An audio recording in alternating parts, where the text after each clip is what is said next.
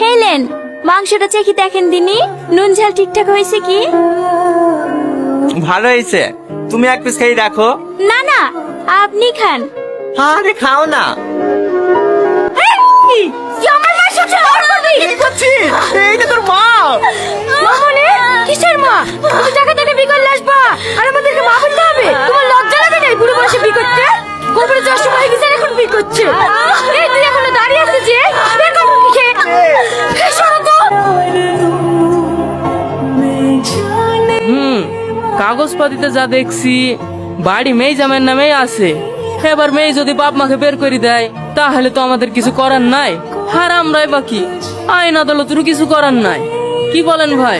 হ্যাঁ সেটাও ঠিক। দেখেন মেয়ে জামাইকে বলে যদি থাকতে দেয়।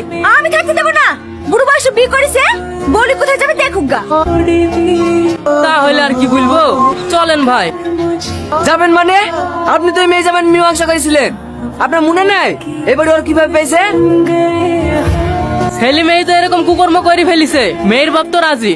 তোমরা কি বলছো বলো? মেয়ের বাপ তো রাজি হবে, বিনা পয়সা বিয়ে হয়েছে না। আমরা বিঘের বাড়িতে ভাই বিয়ে দেবো না।